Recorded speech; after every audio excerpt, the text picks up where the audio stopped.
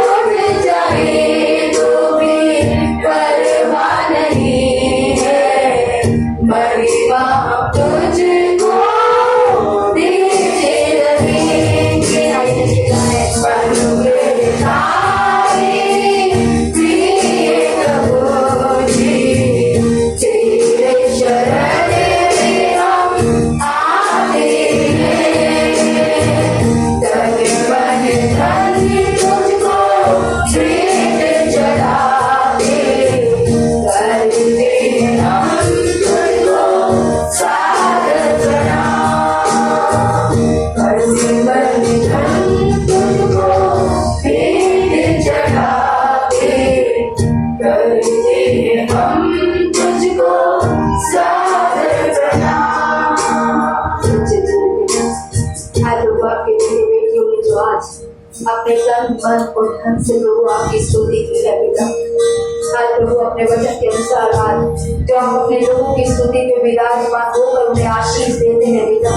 प्रभु आपका वचन कहता है आपके दाएं हाथ में दीर्घायु और आपके बाएं हाथ में धन संपत्ति और सम्मान है पिता परमेश्वर। आज अपने बेटों बेटियों को प्रभु दोनों बाहों से आशीषित करने के लिए हम यीशु मसीह के नाम से प्रार्थना और सहायता मांगते हैं पिता। आज अपने बच्चों को अच्छा स्वास्थ्य दीजिए पिता परमेश्वर। आज अपने बच्चों की हर एक कमी को जो फाइनेंस की हो सकती है पिता, प्रभु भावनाओं की हो सकती है, पारिवारिक शांति की हो सकती है पिता, भविष्य की हो सकती है पिता, हम सभी यीशु मसीह के नाम में प्रभु सभी आशीषों से आप अपने बेटे बेटियों को जहाँ उपस्थित है पिता आशीष दीजिए पिता परमेश्वर। जो नहीं है पिता उनके लिए भी आशीष मांगते हैं पिता, उन्हें भी आशीषित कीजिए पिता कि वो भी आपका धन्यवाद और आपको स्तुति रूपी बलिदान चढ़ाने के लिए उपस्थित होने वाले बने पिता। धन्यवाद के साथ ये सारी विनती प्रार्थना हमारे प्रभु यीशु मसीह के नाम से मांगते हैं, आमीन। आप सभी इस समय पे अपने स्थान पे बैठ सकते हैं। वो बच्चे 12 साल से या 11 साल से छोटे हैं, संडे स्कूल की तरफ जाएंगे। आइए इससे पहले कि हम सभा में आगे की ओर बढ़े, एक बार फिर से ताली बजाकर परमेश्वर की उपस्थिति का निर्वाह करें। कार्य का द्वारा करता है, हमें स्वस्थ रखा, यहाँ तक आने में मदद की, इस भलाई के लिए हम परमेश्वर का धन्यवाद करें।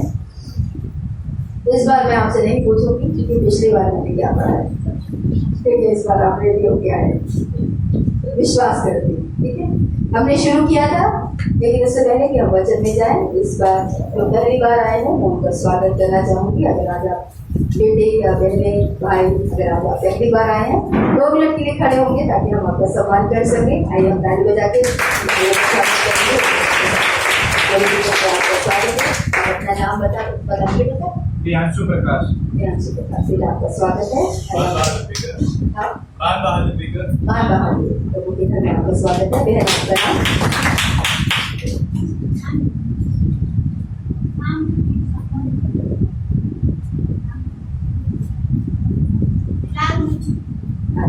कभी हम प्रभु के घर में स्वागत करते हैं।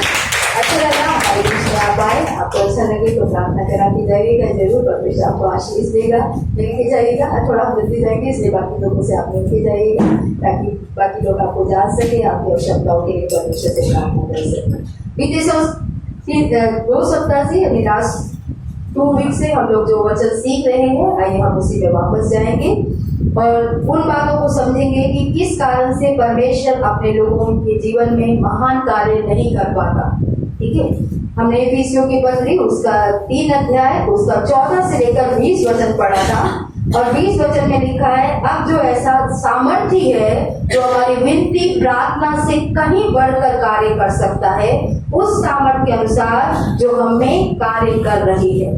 वचन कहता है परमेश्वर जो है वो हमारी विनती या जो हम मांगते हैं, जो हम सोच सकते हैं, उससे कहीं बढ़कर काम करने में योग्य परमेश्वर है।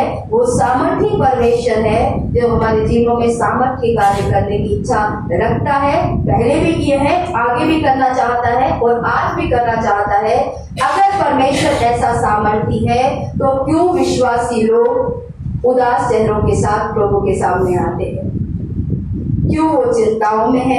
क्यों आज वो डरों में है? क्यों वो आज परेशानियों में है? परमेश्वर पे विश्वास करने के बावजूद भी उन बातों का समाधान हम समझ रहे हैं। और आज भी वचन में ज्यादा लंबा नहीं लूंगी क्योंकि प्रभु ने मुझे बोला है कि मुझे थोड़ा थोड़ा ही देना है, तो इसलिए हम छोटा ही रखेंगे वचन को। लेकिन हाँ, आधा घंटा तो लूंगी, इतना तो समय आप मुझे दे के चलिए ताकि मैं आधा घंटा ले सकूं। तो पिछले सप्ताह क्या किया था, फिर हम आगे की ओर बढ़ेंगे ताकि आपको पता हो। तो सबसे पहली बात हमने देखी थी कि कैसे विश्वासी परमेश्वर, आप में से कितने चाहते हैं परमेश्वर मेरे जीवन में अद्भुत कार्य करे, सामर्थ्य के कार्य करे, जो मैंने सोचा नहीं, जो मैंने चाहा नहीं, उससे बढ़कर। वचन भी कहता है जो आंखों ने नहीं देखा, कानों ने नहीं सुना, हृदय में नहीं समाई, वो बातें परमेश्वर ने आप सबके लिए रखी है। क्यों? क्योंकि आप परमेश्वर से प्यार करते हैं। आमीन। कहते हैं परमेश्वर हम आपसे प्यार करते हैं, तो आशीष आपके लिए है। ठीक है, लेकिन उन सब के बावजूद क्यों मेरे जीवन में परमेश्वर सामर्थ्य काम नहीं कर पाता, वो करने की इच्छा रखता है, मैं भी चाहता हूँ, तो मेरे रुकावटें तो समझनी पड़ेगी।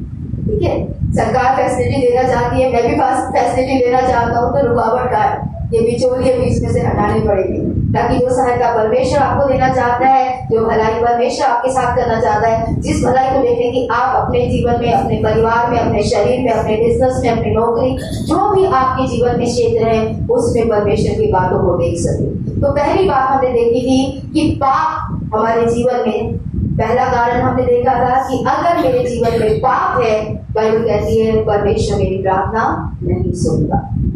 पाप क्या है हमने वो भी समझा था कि जब मुझे पता है ये सही है और मैं नहीं करता, बाइबल के अनुसार वो पाप गिना जाता है। परमेश्वर कहता है ये मत करो, हम वही करते हैं, परमेश्वर कहता है ये करो, हम वो नहीं करते, तो वो पाप बन जाता है। आप जिसको कहते हैं भाई ये मत करना मेरे साथ, वो वही करता है, तो ऑब्वियस है आपका और उसका रिश्ता खराब होगा। तो पहला कारण हमने देखा था कि पाप जो है वो हमारे जीवन में परमेश्वर के को सामर्थ्य के कार्य करने से रोकता है। उसका उदाहरण हमने बाइबल में से देखा था। आगार नाम के एक व्यक्ति ने, परमेश्वर ने कहा था अपने पास मत रखना, उसने रख लिया था, जब तक वो चीज उसने नहीं हटाई तब तक उन्हें पीछे नहीं मिली। तो मैं और आप, जो परमेश्वर कहता है हमारा नहीं है, हम परमेश्वर को ही देना है, परमेश्वर को अर्पण करना है। जब हम बातों को अपने जीवन में रखते हैं, या ऐसी बातों को जो परमेश्वर मना करता है उन्हें भी रखते हैं, तो बाइबल कहती है परमेश्वर का हाथ छोटा नहीं हो गया जो उद्धार कर ना सके, परमेश्वर के हाथ बहरा नहीं है जो मेरी और आपकी प्रार्थना सुन ना सके। लेकिन हमारे अधर्मों के कारण वो हमारी नहीं सुनता, हमारे पापों के कारण उसने अपना मुख भी हमारी तरफ से हटा दिया है।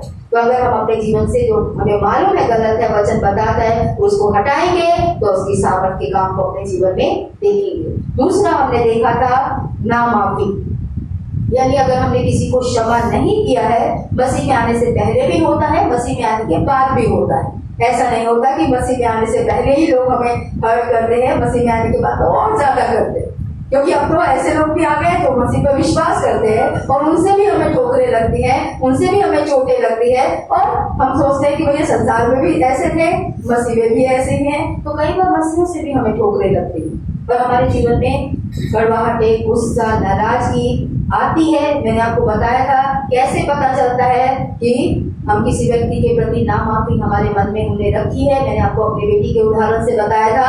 3 बातें अगर आपको याद हो, नहीं याद आज मैं टेस्ट नहीं लूंगी, मुझे पता है आप तैयार हो गया है। ठीक है, पहली बात कि जिसने हमें चोट पहुंचाई हम उसको कुछ भी भला बुरा नहीं कहते। मैंने आपको बताया था लास्ट टाइम, मैंने अपनी बेटी का एग्जांपल दिया था, एक ही दिन में उसने 2 बार मुझे हर्ट किया, लेकिन मैंने उसको एक भी शब्द बुरा नहीं बोला। ठीक है, दूसरा माफी कहाँ से दिखती है कि हमने जो उस व्यक्ति ने हमारे साथ गलत किया उसकी चर्चा किसी भी अपने व्यक्ति से नहीं करते।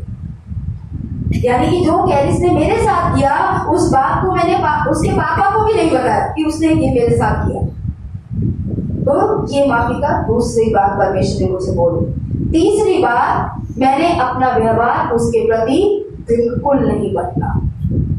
जिस व्यक्ति ने मुझे चोट पहुंचाई, मेरा व्यवहार पहले जैसा था, बाद में भी उसके साथ वैसा ही है। तो जब ये बात मेरे जीवन में हुई और परमेश्वर से मैंने आपको बताया था, मैं काफी समय से कुछ लोगों को लेकर पूछ रही थी, परमेश्वर मुझे बता मैंने माफ किया कि नहीं किया, क्योंकि अगर मैंने माफ किया तो क्यों अभी भी मेरे अंदर उस व्यक्ति के लिए अच्छी सोच नहीं आती, अच्छे शब्द नहीं आते। ये बताता है कि कहीं ना कहीं हमारे अंदर उस व्यक्ति के प्रति नामाफी है। और हमने बाइबल से ही यीशु के उदाहरण से सीखा था कि किस तरीके से यीशु ने उदाहरण दिया कि राजा ने जब लाखों माफ कर दिए और जिसके माफ हुए थे उसने 100 भी माफ ना किए, तो वापस उसकी अवस्था वही का वही हो गई।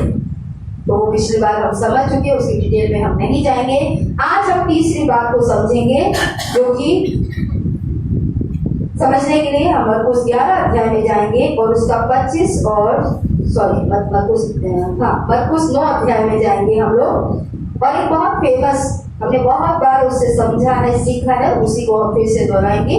मरकुस की पत्री 9 अध्याय उसका 14 पद से हम पढ़ना शुरू करेंगे। आप भी पहुंचे, मैं भी पहुंचती हूँ। मरकुस 9 अध्याय 14 पद, धीरे धीरे पढ़ेंगे।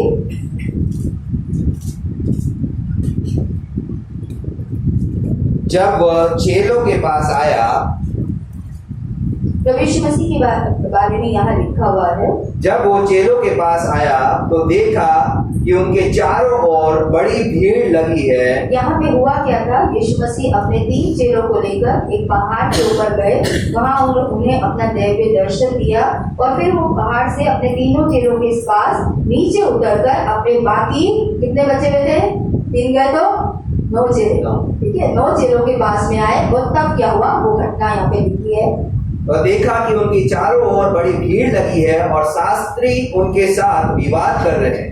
यहाँ पे भीड़ लगी हुई है और वहाँ के जो धर्म गुरु थे वह एक बहस चल रही है, एक आर्गुमेंट चल रहा है वहाँ पे। और उसे देखते ही सब बहुत ही आश्चर्य करने लगे और इसकी ओर दौड़कर उसे नमस्कार किया। और यीशु को अपनी ओर आते हुए देख के लोगों ने आश्चर्य किया और सारे चेले, मैं विश्वास करती हूँ बाकी लोग ने, चेले यीशु मसीह की तरफ भागे और दौड़कर उसका नमस्कार किया और नमस्कार किया यीशु को। उसने उनसे पूछा यीशु मसीह ने जो लोग उसके पास आए उनसे एक सवाल किया, तुम इनसे क्या विवाद कर रहे हो? और पूछा कि ये क्या तुम बहस कर रहे हो, क्या तुम झगड़ा कर रहे हो, क्या चल रहा है यहाँ पे तुम्हारे बीच में? भीड़ में से एक ने उत्तर दिया, हे गुरु, मैं अपने पुत्र को जिसमें गूंगी आत्मा समाई है तेरे पास लाया था। एक पिता था जो अपने बेटे को जो गूंगा था उसको लेकर यीशु मसीह के पास में आया। उसने ये बात बोली यीशु से, जहाँ कहीं वह उसे पकड़ती है वहीं पटक देती है और वह मुंह में फैन भर लाता और दांत पीसता और सूखता जाता है। और उसने उसकी समस्या बताई कि वो गूंगी आत्मा है, गूंगी आत्मा कभी इधर गिराती है कभी उधर गिराती है, उसको मिर्गी सी आ जाती है, उसके मुंह से झाग निकलने लगती है, उसे मोड़ती है तोड़ती है, उसकी अवस्था उसने यीशु को बताई। मैंने तेरे चेलों से कहा कि वह उसे निकाल दे, परंतु वे निकाल ना सके। तू तो था नहीं, तेरे चेलों से बोला कि भाई इसमें से मेरे पुत्र को चंगाई देकर उसमें से दुष्ट आत्मा निकाल दे, सॉरी गूंगी आत्मा निकाल दे, लेकिन वो कुछ नहीं कर पाए।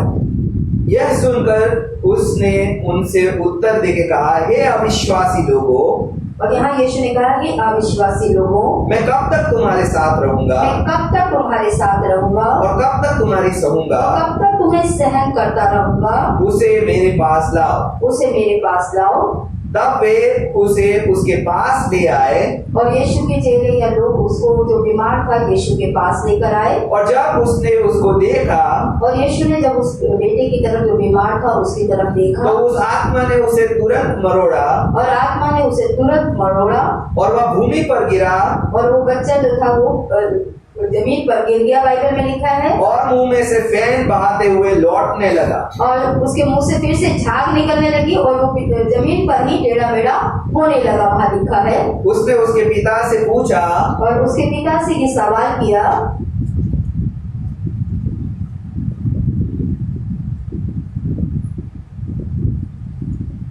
इसकी यह दशा कब से है? और पूछा उसके पिता से कि ये प्रॉब्लम जो इस व्यक्ति को है, तुम्हारे बेटे को है, ये प्रॉब्लम कब से है इसको? उसने कहा बचपन से। और उसने कहा बचपन से उसको ये परेशानी है। उसने इसे नष्ट करने के लिए कभी आग कभी पानी में गिराया, और इस बीमारी के चलते वो जो मरोड़ने वाली आत्मा, ये गूंगी आत्मा थी, कभी उसे आग में फेंक देती थी, जैसे आग के पास से निकल रहा वहां गिर जाता था, पानी में के पास चल जाता तो पानी में फेंक देती वो उसे, ताकि वो मर जाए।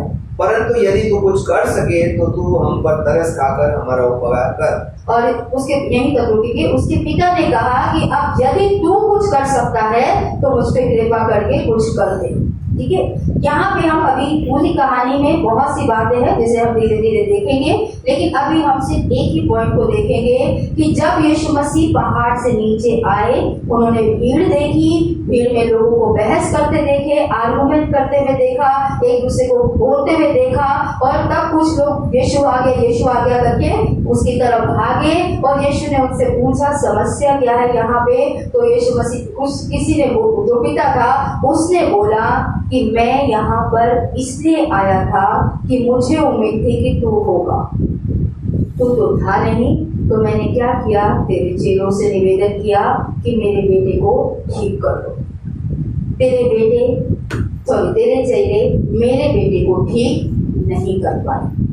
ठीक है, यहाँ पे दो लोग हैं, लोग काफी हैं, लेकिन दो चरित्र हम देखेंगे यहाँ पे। पहले वो पिता जो डिसअपॉइंट हो गया, क्यों? क्योंकि वो बहुत उम्मीद लेकर आया था। पहली डिसअपॉइंटमेंट यीशु ने मिला, दूसरी डिसअपॉइंटमेंट चेले कुछ नहीं कर पाए। ठीक है, पहली डिसअपॉइंटमेंट क्या थी? ना तो यीशु मिला। दूसरी डिसअपॉइंटमेंट क्या थी? बेटे का कुछ नहीं हो पाया। और उससे ज्यादा डिसअपॉइंट पिता था, ठीक है, क्योंकि बचपन से। लेकिन चेले भी डिसअपॉइंट थे। क्यों थे चेले डिसअपॉइंट? डिसअपॉइंट का मतलब इसको नहीं पता, निराश, ठीक है, हताश। क्यों थे चेले डिसअपॉइंट? क्योंकि यीशु ने जब भेजा अपने चेलों को तो क्या कह के भेजा? मैं तुम्हें दुष्ट आत्माएं निकालने का और बीमारों को चंगा करने का क्या दे रहा हूं? अधिकार और सामर्थ। यीशु के चेलों को दोनों मिली थी। आज आपको और मुझे ये दोनों मिली है, लेकिन फिर भी वो दुष्ट आत्मा नहीं निकाल पाए, कुछ नहीं कर पाए। प्रार्थना की, मैं विश्वास करती हूँ चेलों ने प्रार्थना की होगी। मैं ये नहीं मानती कि चेलों ने प्रार्थना नहीं की होगी, लेकिन यहाँ पिता भी डिसअपॉइंट है, यहाँ चेले भी डिसअपॉइंट है। क्यों? क्योंकि कुछ नहीं हो रहा। आज चर्च में प्रार्थना करा दी, पास्टर जी को बुला के प्रार्थना करा दी, इससे प्रार्थना करा दी, उससे प्रार्थना करा दी, लेकिन कुछ नहीं होता। बहुत से आप में से लोग आज डिसअपॉइंट हैं, प्रार्थनाओं के बावजूद डिसअपॉइंट है, प्रार्थना करवाने के बावजूद निराशा में बैठे हैं, हताश है, क्योंकि कुछ नहीं हो रहा। पास्टर के पास आए थे, प्रार्थना करेगा कुछ हो जाएगा। इस बहन के पास चले गए, बहुत प्रार्थना करती है, कुछ नहीं हो। उस पास्टर के पास भेजा कि वो सॉरी मैं नाम नहीं लेना चाहती, इसके पास करा दी, उसके पास करा दी, कुछ नहीं हो। डिसअपॉइंटमेंट, पिता भी डिसअपॉइंटमेंट, चेले भी डिसअपॉइंटमेंट, क्योंकि प्रार्थना के बावजूद कुछ नहीं हो रहा। डिसअपॉइंटमेंट से हर एक विश्वासी निकलता है अपने जीवन से। अगर आप ये सोच रहे हो कि डिसअपॉइंटमेंट आपको नहीं होगी, तो मैं ये कहूंगी कि आप सबसे ज्यादा अपने आप को धोखा दे रहे हैं। एक व्यक्ति के जन्म से लेकर मरने तक बहुत सी निराशाओं से, बहुत से डिसअपॉइंटमेंट से व्यक्ति निकलता है। एक पास्टर भी आपको डिसअपॉइंट कर सकता है।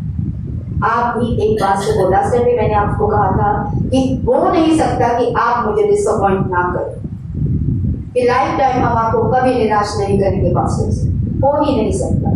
ये नहीं कि आप में कोई कमी हो नहीं सकता, मैं आपको निराश ना करूंगा।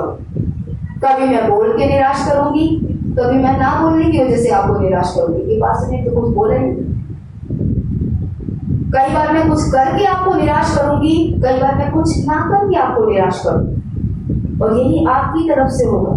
कई बार आप कुछ करके मुझे निराश करेंगे, कई बार आप कुछ ना करके मुझे निराश करेंगे, कई बार आप कुछ बोलकर मुझे निराश करेंगे, कई बार कुछ ना बोलकर मुझे निराश करेंगे। डिसअपॉइंटमेंट एक दूसरे से होना स्वाभाविक है। अगर आप ऐसा सोचते हो कि नहीं जी ये पास्टर है, ये तो कभी मुझे डिसअपॉइंट नहीं करेगा, तो आप अपने आप को धोखा दे रहे हैं। डिसअपॉइंटमेंट हर एक व्यक्ति के जीवन में आती है, हर एक रिश्ते में आती है, बस समय का फर्क है। हो सकता है आज जिसने अभी तक आपको डिसअपॉइंट नहीं किया हो, आप कहो कि ये तो मुझे नहीं करेगा, एक समय आएगा वो भी आपको डिसअपॉइंट करेगा ही करेगा। ये जीवन का है। आप जिस भी रिश्ते में हैं, कभी ना कभी आपने भी उन्हें डिसअपॉइंट किया ही होगा। डिसअपॉइंटमेंट है क्या? हम एक उम्मीद रखते हैं एक दूसरे से, कई बार बोलते भी हैं उम्मीदें, मान लेते हैं कि समझ लेगा। मेरे साथ ये बहुत होता है, मान लिया जाता है पास्टर जी ये तो सब समझ लेंगे। मैं बोलती प्लीज बोल दो, मैं भी अंदर यहाँ तो बोले नहीं, अभी की तरह इंसान हूँ, मेरी भी जिम्मेदारियां हैं, मेरे भी सुख दुख है, मेरी भी समस्याएं हैं। अगर आप बोल दोगे जो मेरे बस में होगा, बाइबल लिखा तेरे बस में है तो भलाई कर देना, नहीं होगी तो परमेश्वर से तो भलाई आपके लिए मांगी लो, कुछ ना भी कर पाओ। तो निराशा आना, डिसअपॉइंटमेंट होना कोई बड़ी बात नहीं है, लेकिन मुझे डिसअपॉइंटमेंट अच्छी लगती है, आपको शायद ना लगती हो। ठीक है, मेरा चक्कर थोड़ा सा उल्टा घूमने लगा जब से मेरे अंदर राज्य आया कि आज डिसअपॉइंटमेंट अच्छी लगती है। क्यों? मैं आपको बोल, मेरे अनुभव बोलते हैं मेरी डिसअपॉइंटमेंट अच्छी थी जो प्रभु ने मुझे दी है।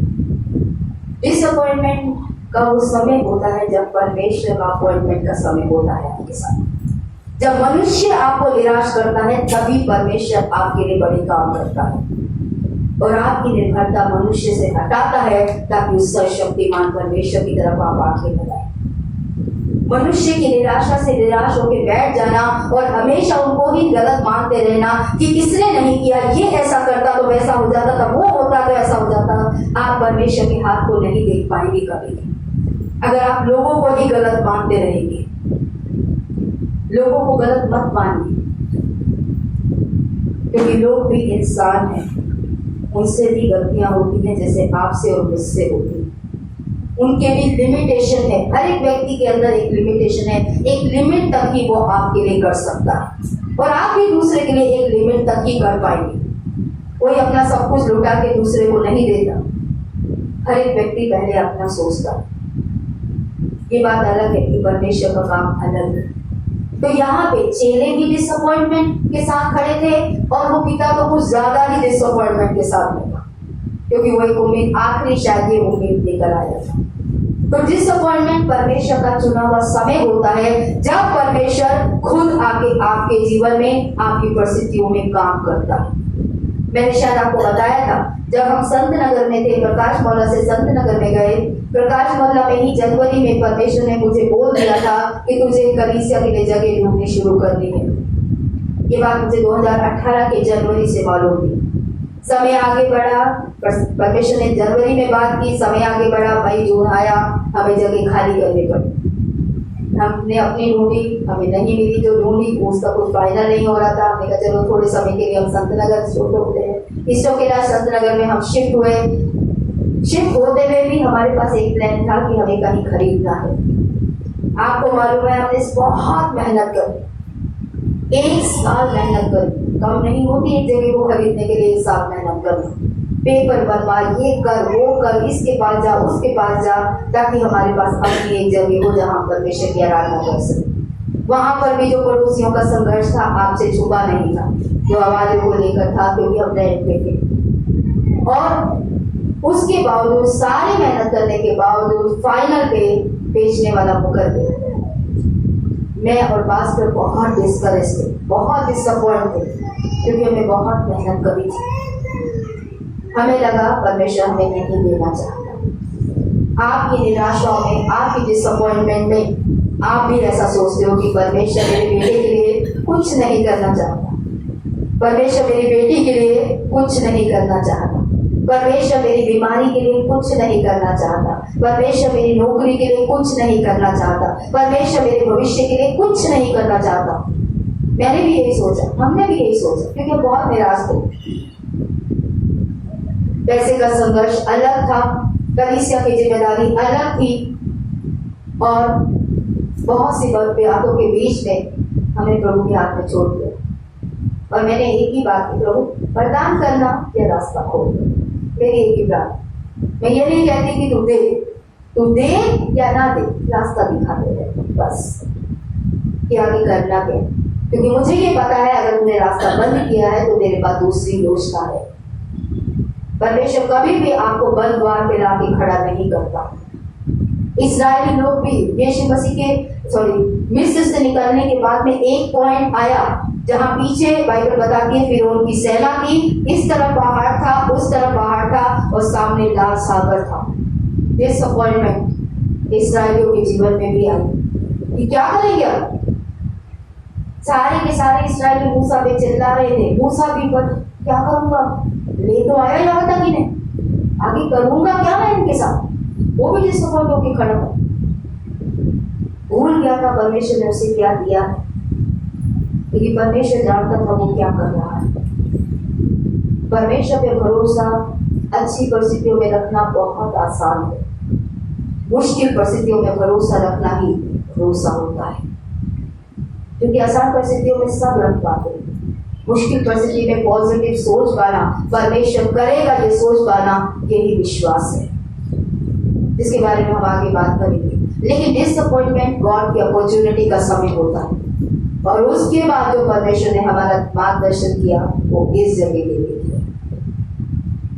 मैं हर बार पूछती हूँ, वो अच्छा था, ये अच्छा है, बताइए। जिसने वो देखा था वो तो जानते होंगे, जिन्होंने नहीं भी देखा ये उससे लाख गुना अच्छा है।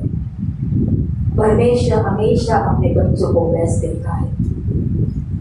हम जब उम्र बढ़ती है, समय बढ़ता है, परिस्थितियां बदलती हैं, लगता है कुछ भी हो जाए, बस हो जाए।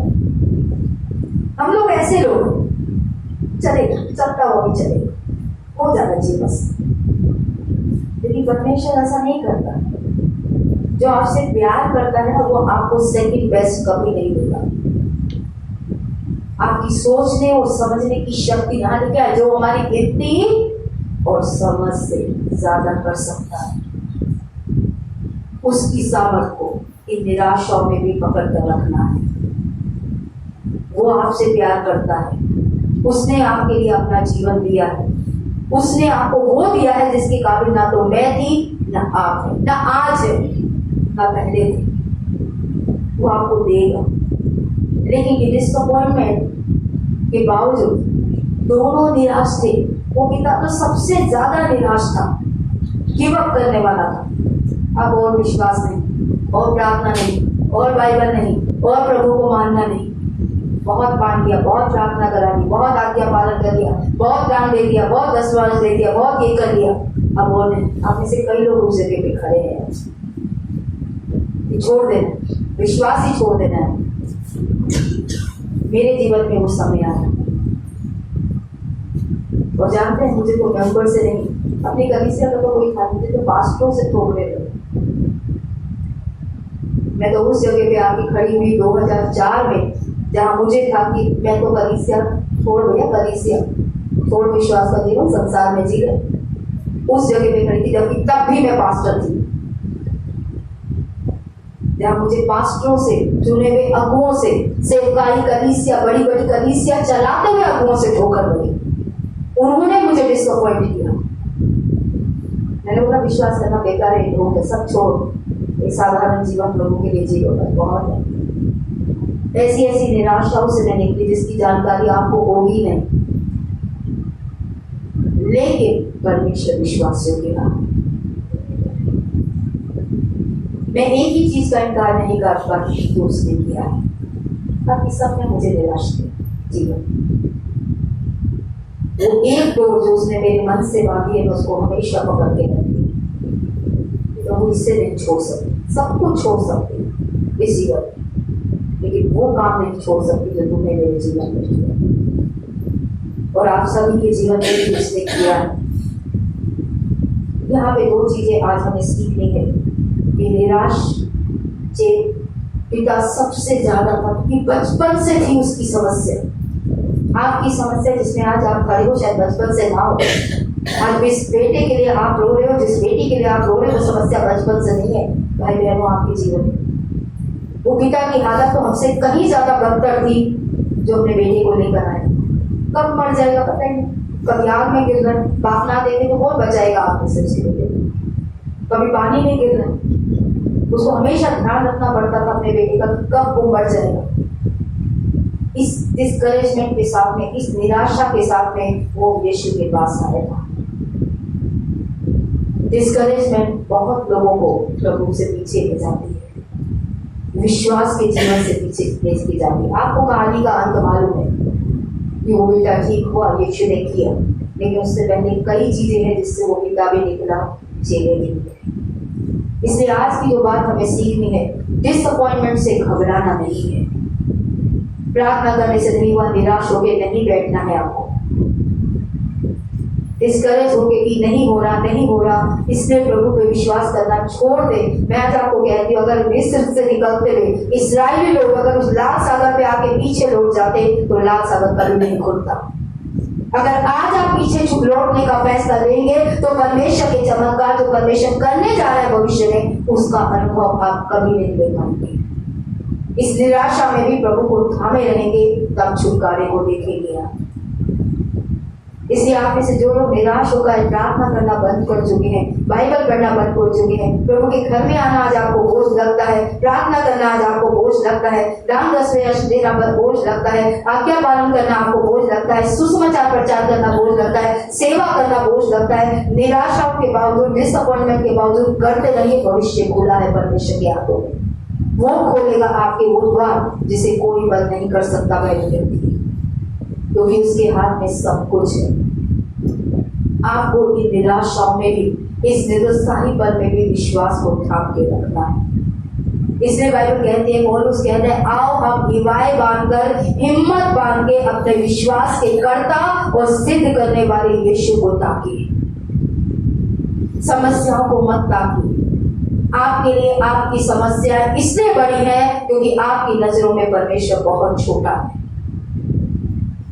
जबकि वो छोटा नहीं है। आप सोचिए एक बार, स्वर्ग और पृथ्वी को जलाने वाला छोटा हो सकता है?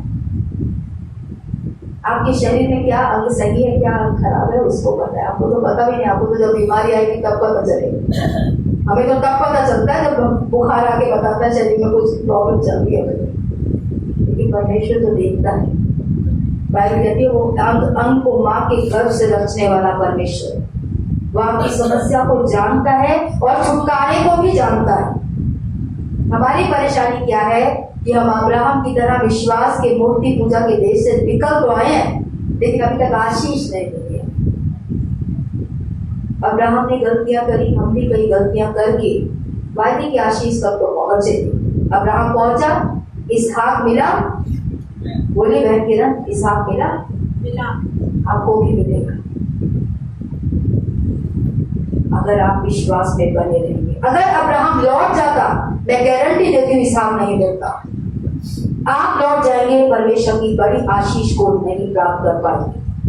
निराशा लौटने का समय नहीं, निराशा प्रभु को थाम के रखने का समय है।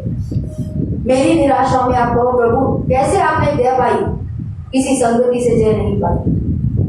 मेरी निराशाओं में मैं और मेरा परमेश्वर, बस मुझे ना पति चाहिए, ना बेटी चाहिए, ना कहीं से कोई नहीं, मुझे सिर्फ मेरा प्रभु चाहिए। वो मुझे संभालता है। उसको मैंने उन पलों में पाया है जहां कोई मेरे साथ नहीं खड़ा रहा, वो आपके साथ ही खड़ा होगा। मैं उसके लिए कुछ स्पेशल नहीं हूं, हम सब उसके स्पेशल हैं। वो हम सबसे बराबर प्यार करता है।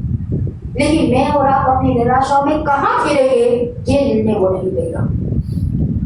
ये पिता अपनी निराशा में यीशु का इंतजार के बिना लौट सकता था, और आज आप यीशु के से मिलने से पहले, यीशु की चमत्कार से पहले लौट सकते हैं भाई बहनों। लेकिन आप क्या करेंगे, ये निर्णय आप लेंगे। क्या आप यीशु का इंतजार करेंगे? इस पिता ने तो किया, यीशु के समय का इंतजार। निराशाओं के बावजूद, डिसअपॉइंटमेंट के बावजूद यीशु का इंतजार, उसके समय का इंतजार, उसकी द्वार खोलने का इंतजार। अगर करेंगे तो चमत्कार निश्चित है आपके लिए, तय है आप चमत्कार का अनुभव लेंगे। मेरी शादी के विषय में सबको पता है, उम्र बढ़ती गई बढ़ती गई बढ़ती गई, नहीं मिलेगा नहीं मिलेगा, शादी नहीं करेगी, ये नहीं होगा वो नहीं होगा, छोड़ा हुआ मिलेगा, ये मिलेगा, बच्चों वाला बहुत सुना, ऐसे ही बातें सुन। पर मुझे ये पता था जिसने बोला है वो विश्वास योग्य है। मुझे उसी पे आस है, मुझे लोगों पे आस नहीं। इससे बोलो वो कर देगा, ये रिश्ता बताएगा, वो रिश्ता, दुनिया भर के लोगों को बोलो। अरे क्या आगे मेरी मम्मी रोने लग जाए। अरे क्या तो बोलती, क्या मम्मी क्यों रोती है? तुझे क्या पता, हमें दुनिया बोलती है, रिश्तेदार बोलते हैं, ये बोलता है वो बोलता है। बोला ठीक है, सब बोलते हैं, लेकिन मुझे ये पता है परमेश्वर ने जो बोला है वो आएगा। मुझे तो ये बोला, ये विल कम, मुझे इंग्लिश में बोलता है वो आएगा।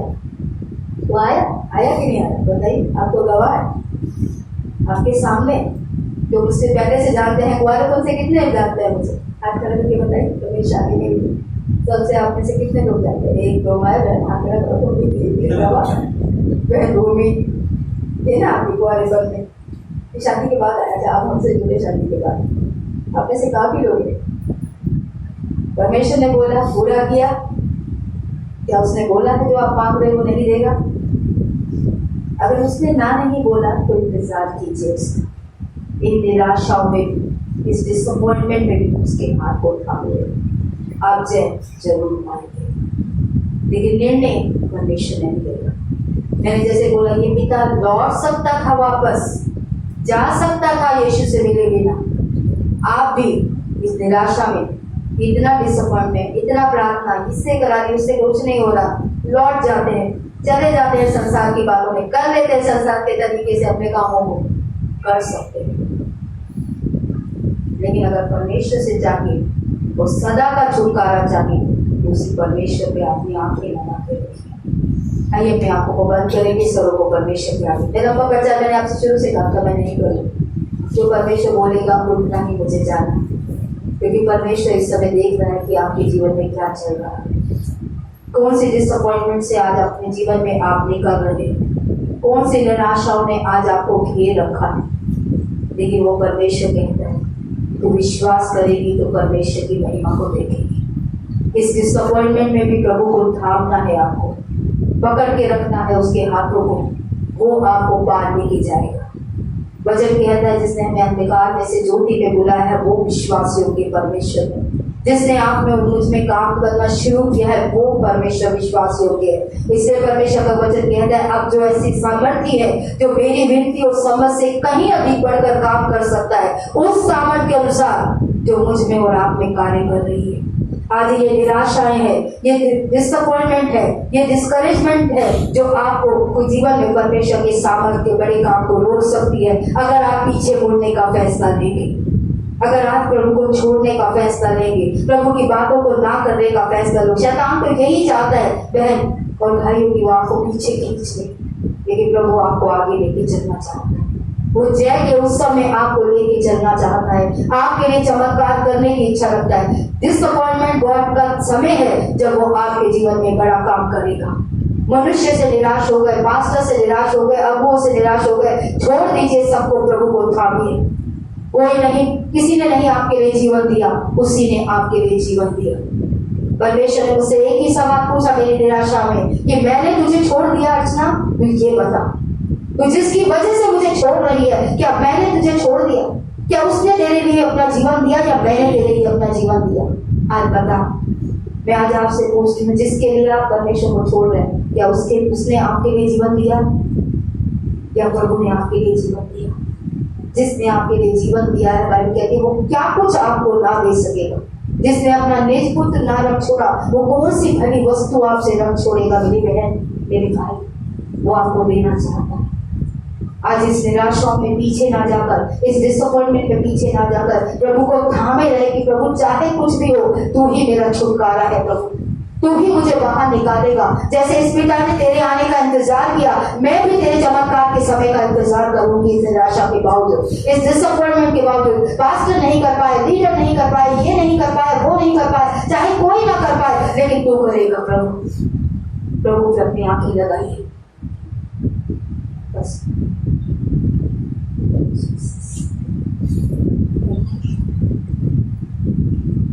संकट क्लेश तो आती रहेगी, भले तेरा अनुग्रह काफी है हर पल। संकट क्लेश तो आती रहेगी, भले तेरा अनुग्रह काफी है हर पल। हम तेरे कदमों पर चलते रहेंगे, जीत हमारी होगी आखिर जरूर। हम तेरे कदमों पर चलते रहेंगे, जीत हमारी होगी आखिर जरूर। संकट क्लेश तो आते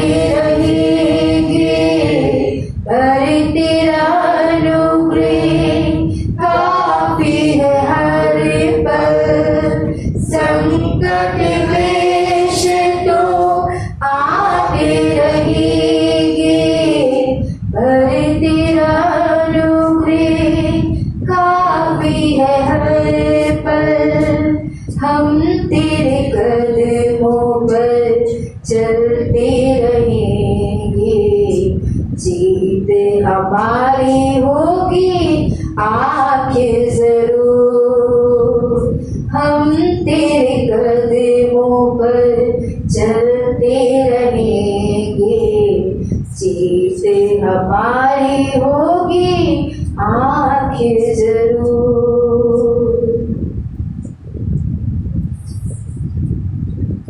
Today, I believe God wants to speak to us. आज एक वक्त से प्रभु जो हमसे प्यार करता है, हमसे बात करना चाहता है, As He spoke to the Father, जैसे उसने पिता से बात की। if you can, what is this matter? पिता ने यीशु से कहा, अगर तू कुछ कर सकता है, और यीशु ने कहा, ये क्या मतलब है, तू कहता है तू कुछ कर सकता है। All things are possible for those who believe. जो विश्वास करते हैं मुझ पे, यीशु ने कहा, उनके लिए मैं सब कुछ कर सकता हूँ। Today we have a choice आज मेरे और आपके पास भी, मेरी बहनों मेरे भाइयों, चुनाव है। to believe in the situation, क्या हम परिस्थिति पर विश्वास करें, to believe in what people are saying, लोग क्या कह रहे हैं, रिश्तेदार क्या कह रहे हैं, पड़ोसी क्या कह रहे हैं, उस पर विश्वास करें, to believe what people's opinion are, लोगों की राय क्या है आज हमारी परिस्थितियों के बारे में, उनके ऊपर विश्वास करें, or to believe what God is saying. या जो परमेश्वर कह रहे हैं हम उस पर विश्वास करें। This father asked him, Lord, I want to believe, but help me in my unbelief. लेकिन आगे चल के हम देखते हैं, इस पिता ने यीशु से कहा, मैं विश्वास तो करना चाहता हूँ, लेकिन मेरे अविश्वास का उपाय कर दे आज। He brought his unbelief before the Lord. आज वो अपना अविश्वास भी यीशु के पास ही He लेकर आया, brought his disappointment before the वो Lord. अपनी निराशाएं भी यीशु के पास ही लेकर आया। He brought all the discouragement that he सारी had. बातें जो उसे हताश कमजोर कर चुकी थी, उस कमजोरियों के बावजूद वो यीशु के ही पास आया, And he said, Lord, help me. और उसने कहा, मेरे अविश्वास में मेरी मदद कर दे। I want my son to be healed. मैं सिर्फ इतना चाहता हूँ, मेरा बेटा ठीक हो जाए।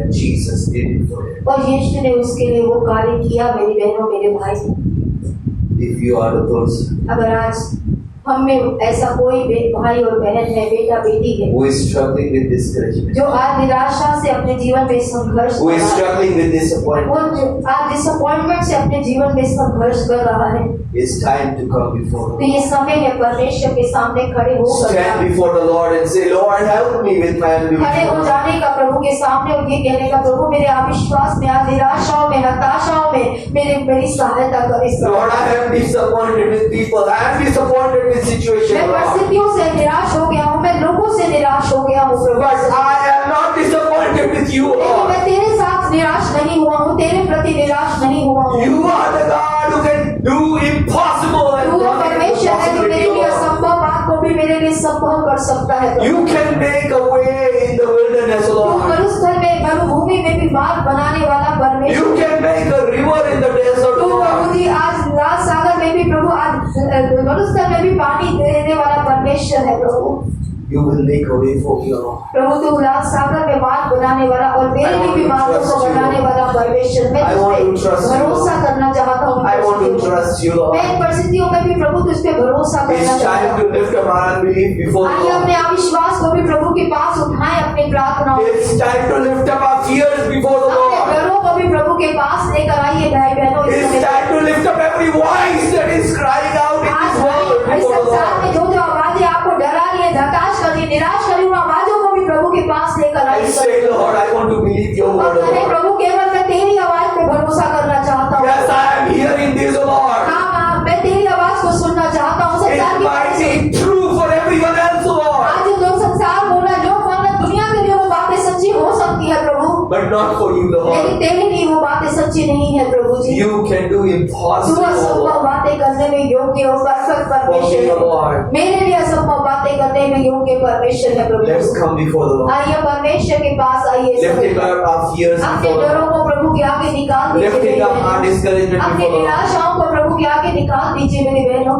And say, Lord, you can और turn कहे, this. परमेश्वर तू इन निराशाओं को आशा में बदल सकता है प्रभु जी। You can make beauty out of ashes, Lord. आज तू राख से भी सुंदरता को निकालने वाला परमेश्वर है प्रभु। You can make rivers in the तू desert. मरुस्थल में नदियां बहाने वाला परमेश्वर है You Prabhu. can make a way out for me, Lord. तू मेरे लिए भी मार्गों को बनाएगा परमेश्वर। मैं You ऐसा can विश्वास raise रखते the हैं dry bone into a living army, प्रभु। तू Lord. और जो सूखी हड्डियां हैं उन्हें जीवित सेना बना बनाने में योग्य परमेश्वर है प्रभु। My situation is better than Christ. आज मेरी परिस्थिति आज सूखी हुई हड्डियों से तो बेहतर है प्रभु जो I मेरे lift it सामने up है। before you, Lord. अपनी परिस्थितियों को प्रभु के पास लेकर आइए मेरे Oh, let the word of God come over your आज अपनी situation. परिस्थितियों में परमेश्वर के वचन की Let घोषणा the breath कीजिए। of God enter into your आज आपकी situation. परिस्थितियों में परमेश्वर का श्वास और परमेश्वर का जीवन उड़ेगी इस समय पर।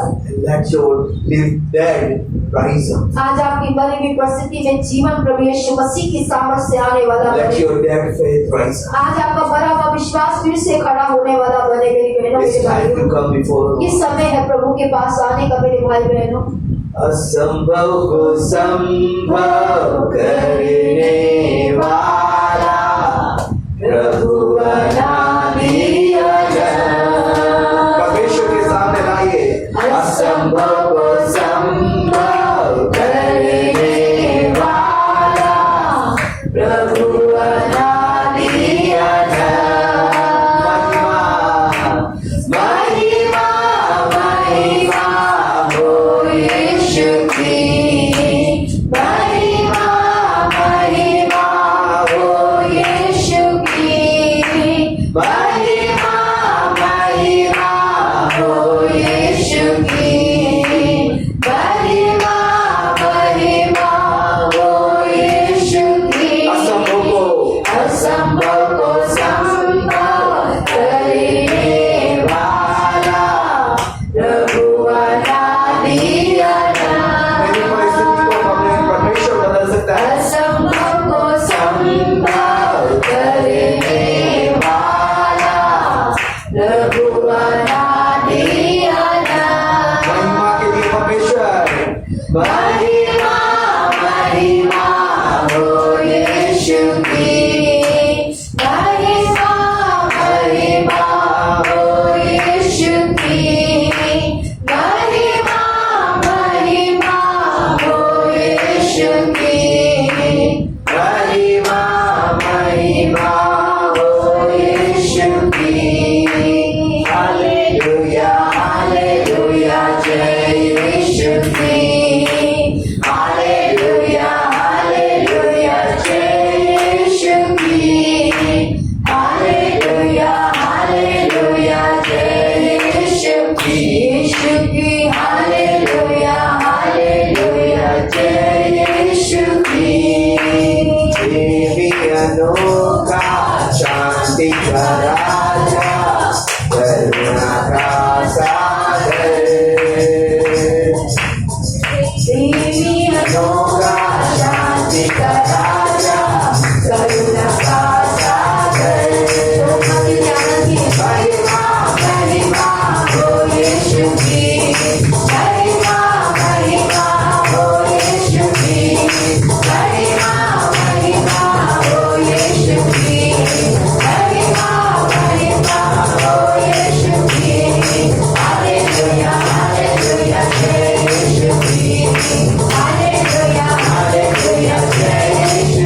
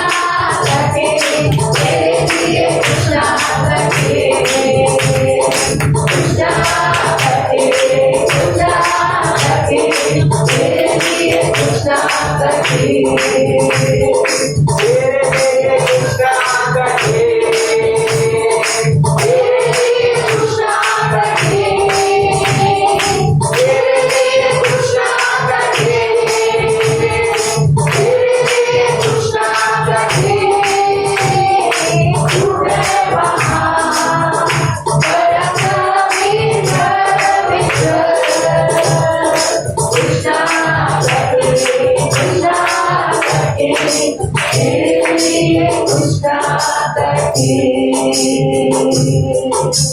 कुछ ना कठिन, कुछ ना कठिन, तेरे लिए कुछ ना कठिन।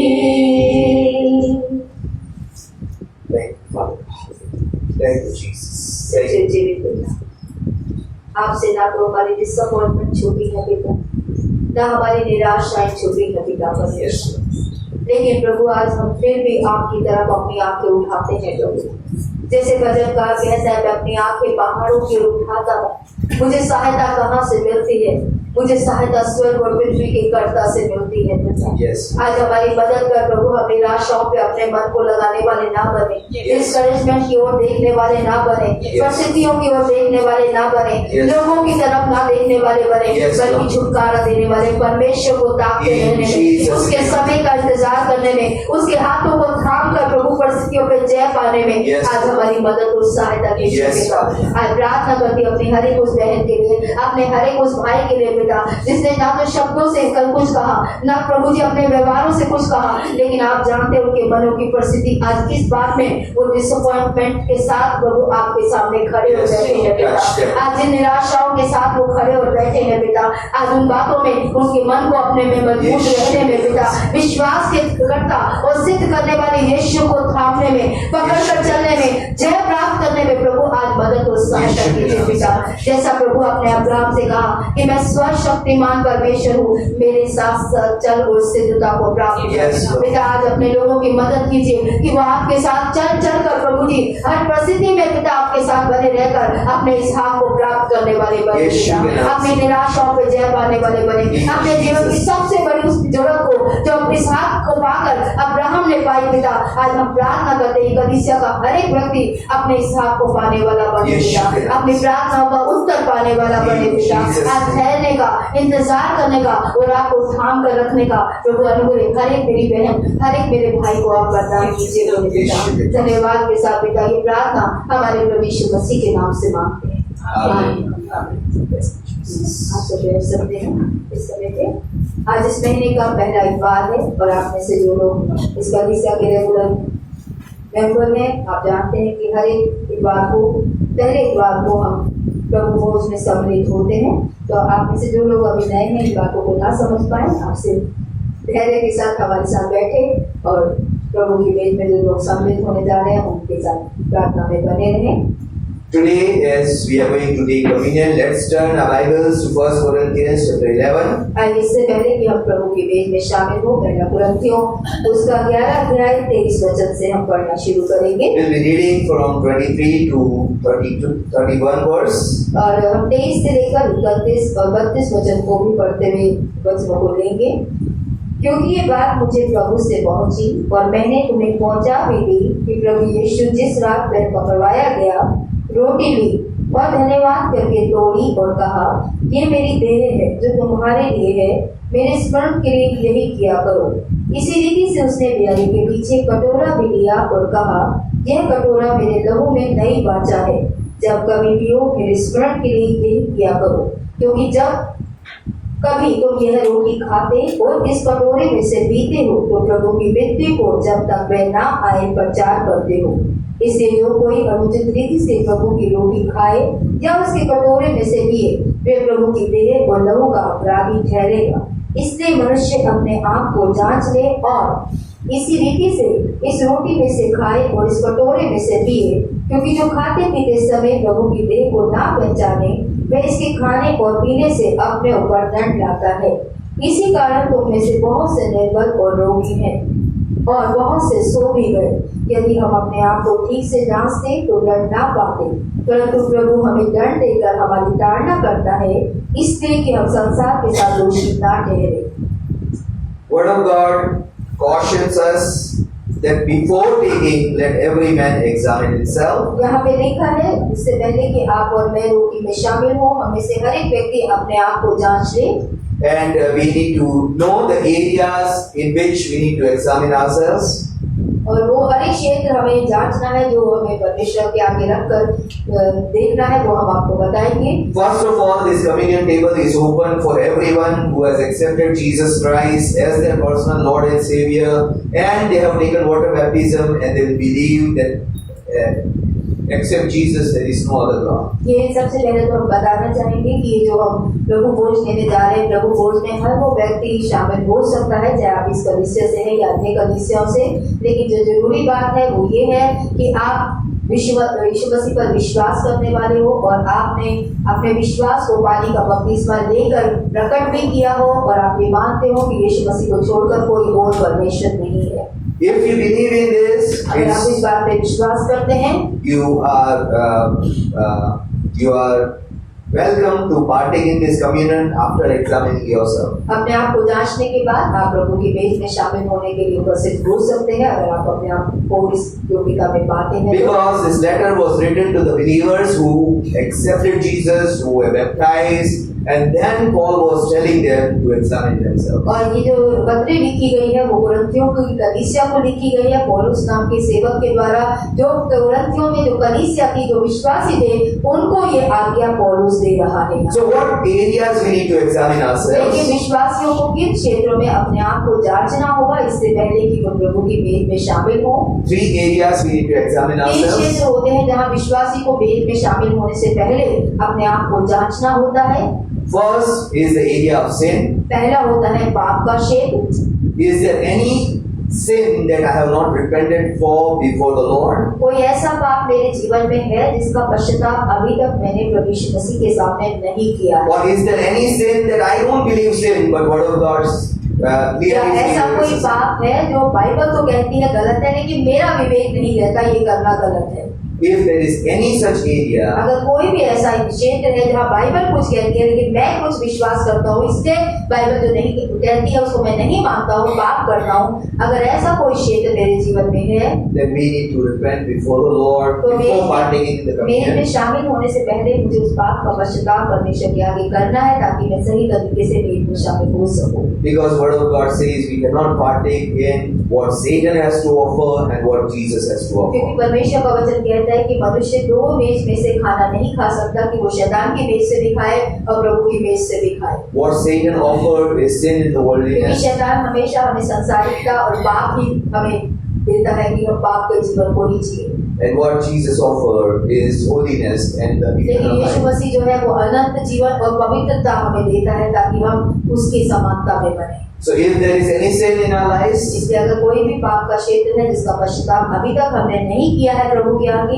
even if I don't think there is any sin, it's time to examine ourselves. चाहे मुझे लगे आज भी नहीं मेरे जीवन में कोई पाप नहीं है, लेकिन वेद में शामिल होने से पहले हम सभी को पवित्र आत्मा की सहायता से अपने जीवनों को जांचना। Because Word of God says, like David said, search me, O Lord, if there is any wicked way in me. Dawood ने भी इस बात के लिए परमेश्वर की आत्मा को न्योता दिया, वचन संहिता 51 में कि पवित्र आत्मा आ और मुझे जांच और देख क्या मुझ में कुछ कुटिल बात, कुछ गलत बात तो नहीं है मेरे जीवन में। Which when God approves us, then we are approved. जब परमेश्वर कहता है तू निष्कलंक न निर्दोष है, तो भी हम निष्कलंक और निर्दोष ठहरते हैं मेरे और आपकी सोचने से नहीं। Because Word of God says, no one is righteous on the face of this क्योंकि earth. परमेश्वर का वचन कहता है कि कोई भी धर्मी नहीं है इस पृथ्वी पर, सबके सब पाप की ओर भटके हुए हैं। And it's better to ask forgiveness इससे before में we शामिल come होने से to पहले अच्छा है कि मैं और आप अपने आप को जांचें, पापों की क्षमा मांगते हुए प्रभु के साथ सम्मिलित हो। Second area is unforgiveness. दूसरा क्षेत्र फिर से हम देखते हैं नामाफी का क्षेत्र है, जिसको हमने देखा पिछले The सप्ताह Word में। of God says, if we will not forgive our brother from our heart, our Heavenly Father will not forgive our Bible sins. में स्पष्ट लिखा है कि अगर तू अपने भाई को मन से क्षमा नहीं करेगा तो तेरा स्वर्गीय पिता भी तेरे गुनाहों को क्षमा ना करेगा। It's time to search our heart. Lord, is there any bitterness, any unforgiveness, any anger, any revengeful attitude towards anyone in my life? यही समय है प्रभु की मेज में शामिल होने से पहले पवित्र आत्मा की सहायता से मैं और आप अपने आप को जांचें कि किसी के प्रति गुस्सा, कड़वाहट, नामाफी, गुस्सा व दबा, कड़वाहट, सोच में गलत बदले की भावना ऐसा तो नहीं है। चाहे वो व्यक्ति जीवित है चाहे वो मृतक है, दोनों हो सकते हैं। And if there is, if Holy Spirit shows us, it's time to forgive them. और जांचने के बाद अगर पवित्र आत्मा कुछ प्रकट करती है तो हमें उन्हें क्षमा करना है ताकि हम सही तरीके से मेज में शामिल हो सकें। Third thing is the addiction. तीसरा क्षेत्र है किसी भी प्रकार की लत। अगर Word of God says in 1 Corinthians 3:16, do you not know that your body is a temple of Holy Spirit? पहला कुरिन्थियों 3:16 में लिखा है, क्या तुम नहीं जानते तुम्हारी देह पवित्र आत्मा का मंदिर है। Word of God says, if anyone knowingly destroys this temple, और वहाँ लिखा है कि अगर कोई जांचते बूझते वह मेरी इस देह को जो मेरा मंदिर है उसको नुकसान पहुंचाता है या उसको ऐसा कुछ भी अपने जीवन में खाता है पीता है जिससे इस देह का नुकसान होता है, तो परमेश्वर का वचन कहता है परमेश्वर उसे नाश करता है। Word of God says God will destroy it. परमेश्वर ही उसे फिर नाश करता है क्योंकि उसके मंदिर को वो नाश कर रहा है। So if knowingly we are taking by inhaling, injecting, smoking, drinking, or whatever way we are by chewing, if we are taking what is injurious to this body, अगर जानते बूझते हम किसी भी नशीले पदार्थ का सेवन करते हैं, तो धूम्रपान हो सकता है, शराब हो सकती है, सिगरेट हो सकती है, गुटखा हो सकता है, खैनी हो सकता है या अन्य ड्रग्स हो सकते हैं, तो इंजेक्शन के माध्यम से या पाउडर फॉर्म में किसी भी तरीके से अगर आप और मैं उसका सेवन करते हैं जिससे हमारे शरीर का नुकसान होता है। Word of God says God does not live in the man-made temples. परमेश्वर के वचन में लिखा है परमेश्वर मनुष्य के बनाए हुए मंदिरों में वास नहीं करता। Word of God says, heaven is my throne, earth is my footstool, where will you make temple for परमेश्वर का me? वचन कहता है स्वर्ग मेरा सिंहासन है जहाँ मैं बैठता हूँ, पृथ्वी मेरे पैरों की चौकी है, तो मेरे रहने का स्थान कहाँ बनाओगे। We cannot make any temple for God. हम परमेश्वर के लिए कोई मंदिर नहीं बना But सकते, God Himself has made this body as our temple. लेकिन परमेश्वर ने खुद ये शरीर जो मुझे और आपको दिया है वो एक मंदिर, उसके मंदिर के रूप में खुद बनाया है उसने, जिसमें वो आकर रहना, lives in that. इसलिए वो उसमें आकर हमारे शरीरों में आकर रहना चाहता है, वहाँ अपना स्थान बनाना If चाहता we है। knowingly destroy this temple, और अगर मैं और आप जानते बूझते जिसमें परमेश्वर जिस जगह को मंदिर होने के लिए चुन रहा है उसको अगर हम तोड़ते हैं, खराब करते हैं, it's not time to take communion and say, Lord, I want to be part of your body also. ऐसा नहीं कर सकते कि हम उसको नुकसान पहुंचाएं और उसी समय पे गए प्रभु को भी और वास कर इस टूटे हुए मंदिर में, खराब करते हुए मंदिर के अंदर। Okay, so it's time, if there is any इसलिए अगर किसी thing भी प्रकार की in our lives, हमारे अंदर लत है नशीली चीजों का सेवन करने की, तो उसे भी इस समय छोड़ने का चुनाव करके पश्चाताप करके हम इसमें शामिल हों।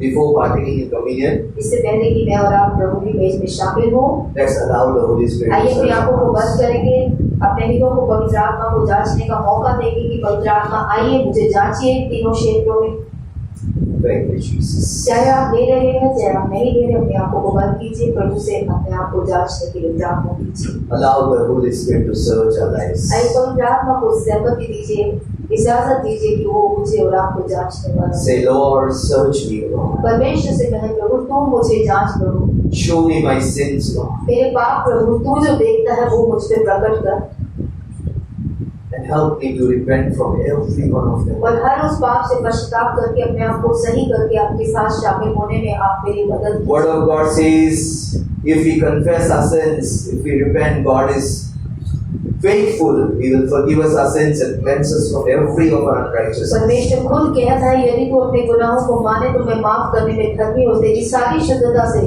तुझे शुद्ध करने में विश्वास योग्य परमेश्वर हूँ। So if God is showing any of our sins, इसलिए आज परमेश्वर मुझे या आपको कोई भी पाप दिखाता है मेरे भाई बहनों, it's time to ask तो ये forgiveness. समय है कि मैं और आप मिलकर प्रभु से आशा मांगी प्रार्थना It's करें। time to repent from them. ये समय है पश्चाताप करें उन आदतों से, उन बातों से जो गलत है हमारे जीवन में। And say, Lord, cleanse me from my sins. आज परमेश्वर से कहे प्रभु मेरी अशुद्धता से मुझे शुद्ध कर प्रभु जी, Set me free from my habits, Lord. मेरी आदतों से प्रभु जो गलत है पाप की तरफ है उससे मुझे शुद्ध कर प्रभु, And help me to be part of your body. और तेरी देह का हिस्सा बनने में मेरी मदद कर प्रभु। Lord, show me my unforgiveness. आज प्रभु से प्रार्थना करें पवित्र आत्मा मेरी नामाफियां भी मुझ पे प्रकट कर, Anyone who has hurted me deeply, कि Lord, जो भी व्यक्ति जिसने भी बीते के समय में मुझे बहुत गहराई से चाहे चोट पहुंचाई हो या थोड़ी चोट पहुंचाई हो प्रभु, and I have not forgiven. और मैं उसे माफ अगर नहीं कर पाए तो आज मेरी सहायता कर प्रभु। Every time I see that person, I remember what he did or अगर हर what बार मैं उस she did. व्यक्ति को देखकर मैं याद करता हूँ उसने मेरे साथ क्या गलत किया है, There is still unforgiveness. तो इसका मतलब अभी भी मेरे मन में उसके प्रति नामाफी बाकी Still है, hatred there. आज भी गुस्सा या नफरत बाकी है मेरे मन में। Set me free. प्रभु से सहायता मांगे कि प्रभु तू मुझे आजाद कर Give me heart to forgive that मुझे person. वो दिल दे प्रभु कि मैं तेरी सहायता से तेरा दिल पाकर प्रभु से माफ कर पाऊँ। Thank you, Father. Show me my addiction, Lord. प्रभु जी आज मेरी लतें भी मुझ पे प्रकट कर प्रभु, That is destroying my इससे physical मैं body. तेरे दिए हुए मंदिर को अगर किसी रीति से भी किसी आदत किसी भी खान पान से अगर नुकसान पहुंचा रहा हूँ तो करते प्रभु वो मुझ पे प्रकट कर। Thank you, Jesus. Thank you, Lord. Thank you, Father. Thank you, Jesus. Thank you, Father. Thank you, Jesus. Thank you, Lord. Thank you, Father. Thank you, Jesus.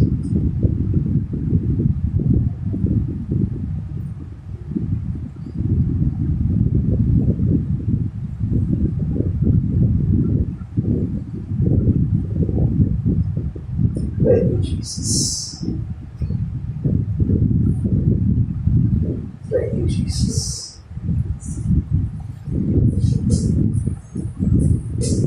Thank you, Jesus. Heavenly Father, thank you for showing us our sins, our unforgiveness, our addictions, Lord. सर्व के पिता धन्यवाद देते हैं कि आप हमारे पाप हमारे नाम आप किया हमारी लतें हम पे प्रकट करके हमें शुद्ध करते हैं। Thank you that you are faithful to forgive us, to cleanse us. धन्यवाद प्रभु कि आप ही विश्वास योग्य हैं जो हमारे अंगीकार पे हमारे पापों से हमें शुद्ध करते हैं हमारी आध्यात्मिकता से हमें बाहर लाते हैं पिता। Help each and every one of us आज हम में से हर एक अपने बेटे बेटी की सहायता कीजिए पिता to repent from our कि हम sins, पाप का पश्चाताप सही रीति आपकी इच्छा के अनुसार करने to वाले बने। release forgiveness, क्षमा आपकी तरह देने वाले बन सके पिता and to be set free from our और addictions. अपने हर एक उस लत से स्वतंत्र हो पाए जिसे हम मंदिर में आपकी महिमा होने से रोकते हैं पिता अपने देह की That we may be part of your body, ताकि हम आपकी देह का हिस्सा बन पाए पिता that we may be part of your living church, प्रभु आपके जीवित कलीसिया का हिस्सा बन पाए पिता परमेश्वर for which you are very passionate जिसके about. लिए आप प्रभु आज चाहत रखते हैं प्रभु जी Thank you, Jesus. धन्यवाद पिता परमेश्वर परमेश्वर Thank you, Father God, for hearing and answering our धन्यवाद prayers. परमेश्वर हमारी प्रार्थना सुनकर उत्तर देने के लिए Thank you for forgiving our sins. धन्यवाद हमारे पाप क्षमा करने के लिए Thank you for helping us to release forgiveness. धन्यवाद हमें दूसरों को माफी देकर स्वतंत्र करने में प्रभु Thank you for breaking the power of our addictions. प्रभु हमारी लतों की जो सामर्थ को हमारे जीवन से आप तोड़कर हमें हर तरह की गलत बातों से स्वतंत्र करते हैं उसके लिए धन्यवाद देते हैं We पिता give you glory and honor. आज हम परमेश्वर को आदर सम्मान और महिमा देते हैं पिता In Jesus' most powerful परमेश्वर name. मसीह के जीवित और सामर्थ्य नाम में हम कर इससे प्रार्थना करते हैं आमीन। इस समय प्रभु बोलने के पास आगे रहेंगे आप जो लेना चाहते हैं आप अपने स्थानों पे लेके खड़े होंगे और प्यारे और रोटी के लिए प्रार्थना होगी फिर हम इस साथ प्रभु के मेल में शामिल होंगे विच मुझे बना दे प्रभु शुद्ध मुझे कर दे प्रभु पवित्र मुझे बना दे प्रभु शुद्ध मुझे तू कर दे प्रभु ताकि तेरे जैसा दिखूं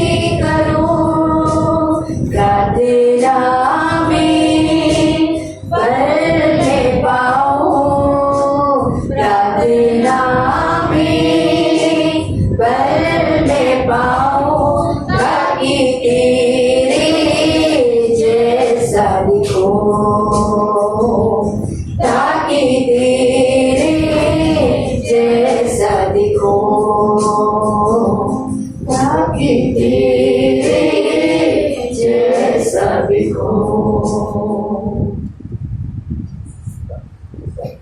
Heavenly Father, Lord, we thank you for your body that was broken for us. Thank you, Jesus. Thank you, Jesus. ताकि तेरे जैसा दिखो। तेरा हाथ सदा मुझ पर रहे, तेरी अगुवाई में नित मैं चलूं। तेरा हाथ सदा मुझ पर रहे, तेरी अगुवाई में नित मैं चलूं। संग तेरे पवित्र आत्मा में बढ़ूं, संग तेरी पवित्र आत्मा में बढ़ूं, ताकि तेरे जैसा दिखूं, ताकि तेरे जैसा दिखूं। यीशु में तेरे जैसा दिखूं, प्रभु में तेरे जैसा दिखूं। Heavenly Father, Lord, we thank you for forgiving us for our sins, Lord. स्वर्गीय पिता, धन्यवाद देते हैं कि आपका अनुग्रह हमारे पापों को क्षमा करता है पिता। Thank you for dying on the cross for us, Lord. धन्यवाद प्रभु यीशु, आपने हमारे पापों को क्षमा करने के लिए क्रूस पर अपने जीवन को बलिदान किया। Thank you for every stripe that healed our sicknesses, Lord. प्रभु हर एक वो कोड़ों की मार जख्म जिससे हमने आज हमारे शरीरों को आपने चंगाई दी है पिता। Thank you for the cross that you took that was cursed for us. प्रभु आज धन्यवाद प्रभु वो श्रापों का जीवन जो आपने लिया ताकि हम श्रापों से स्वतंत्र हो सके पिता परमेश्वर। Lord, we want to say thank you for your sacrifice, धन्यवाद करते हैं स्वर्गीय पिता आपके बलिदान के लिए प्रभु जी। for your body that was broken for us, प्रभु आपकी देह जो हमारे पापों के लिए तोड़ी गई पिता for परमेश्वर। your blood that was shed for us. आपका लहू जो हमारे गुनाहों के लिए बहाया गया पिता परमेश्वर। Lord, we want to say thank you. स्वर्गीय पिता हम उसके लिए आपका धन्यवाद देते हैं। Lord, today as we partake in this body and bread, Lord, प्रभु आज जब हम आपकी देह और आपके लहू में सहभागी होते जा रहे हैं पिता। Lord, we pray in Jesus' name, let every sick person be healed, Lord. प्रभु यीशु मसीह के नाम से पिता हम आपसे हर एक बीमार की चंगाई के लिए प्रार्थना मांगते हैं प्रभु। Let everyone who is struggling with sin overcome the sin of our आज हम में से Father. हर एक व्यक्ति जो पाप से संघर्ष कर रहा है वो पाप पे जय पाने वाला बने पिता And over परमेश्वर। every situation we may be, Lord, more than और conquerors. हर एक परिस्थिति में हम जयवंत से बढ़कर हो पाए प्रभु, उसमें हमारी मदद कीजिए मेरे पिता। By your blood and by आपके your लहू से प्रभु हम शुद्ध और पवित्र होने वाले बने प्रभु जी। Lord, make us overcomers, Lord, प्रभु आज हमें जयवंत से बढ़कर बनाइए मेरे पिता परमेश्वर। in our situations, हमारी परिस्थितियों पे जय पाने में, हमारे हालातों पे जय पाने in our में, हमारे relationships, रिश्तों में हमें जय पाने में in मदद our lives, कीजिए। Lord, हमारे जीवन में हमें हर परिस्थिति पे जय पाने में मदद कीजिए by पिता। your grace, Lord. आपके अनुग्रह से प्रभु हमें बचाइए पिता Thank you परमेश्वर। for hearing and answering our धन्यवाद प्रभु prayers. यीशु, आप ही हमारी प्रार्थना सुनकर हमारे पे अनुग्रह करके हमारी उत्तर को भी लाते हैं In पिता। Jesus' most हमारे प्रभु powerful यीशु मसीह के नाम से हम मिलकर कलीसिया प्रार्थना करते हैं। आमीन। आमीन। Let's partake in this bread आइए इस रोटी में से खाएंगे and drink from the cup. और उस प्याले में से पिएंगे।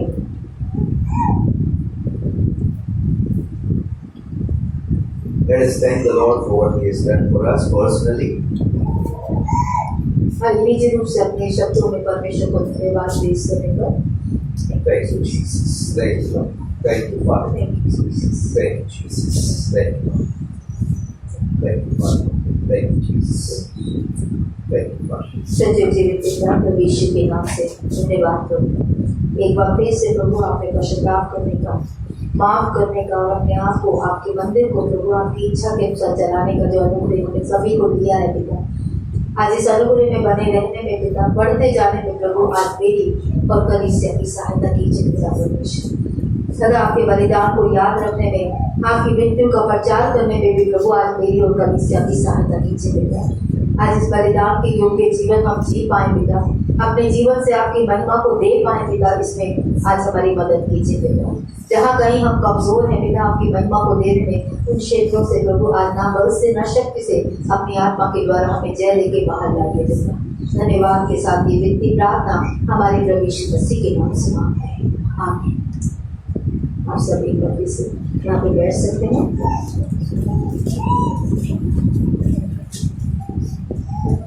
एक बार फिर से प्रभु यीशु मसीह की कलीसिया में आप सभी लोगों का स्वागत है। इस समय पर एक बार फिर से सिस्टर जया का भी हम आपका स्वागत करते हैं। परमेश्वर का आइए हम परमेश्वर का धन्यवाद